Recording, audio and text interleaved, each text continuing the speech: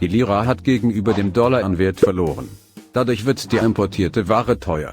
Was das für Produkte sind, sehen wir gegen Ende des Videos. Die Türkei hat eine negative Handelsbilanz. Dies bedeutet, die Türkei importiert mehr Waren und Dienstleistungen ins Land, als dass sie exportieren kann.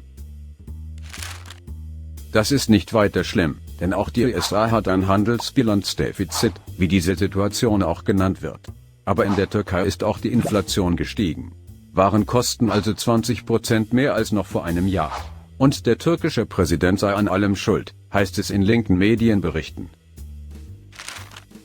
Aber was bedeutet das für die Türken wirklich? Haben die Türken deshalb ein Problem? Die Türken hätten erst dann ein Problem, wenn der Arbeitgeber die Teuerung im Land nicht ausgleichen würden. Kein Türke hat ein Problem, wenn die Waren 22% teurer werden, aber sein Lohn 30% ansteigt. Bisher gab es in der Türkei jedes Jahr Reallohnerhöhungen mit einer Kaufkraftbereinigung. Das müsste auch 2022 möglich sein, weil die Türkei erneut Rekordmengen an Güter verkaufen konnte und dadurch ein überdurchschnittlich hohes Wachstum erzielen konnte. Nun, wenn aber die Türkei mehr importiert, als dass sie exportiert, was sind denn das für Waren? In den letzten Jahren hat die Türkei am meisten Gold zum üblichen Goldpreis importiert. Zweitgrößte Importware sind Autos. Drittgrößte Importartikel ist Alteisen, Geräteschrott, aber auch Plastikmüll. Und die letzte größere, aber wichtigste Position ist das Erdgas, worauf die Türkei in der Tat für die Energie- und Stromversorgung angewiesen ist.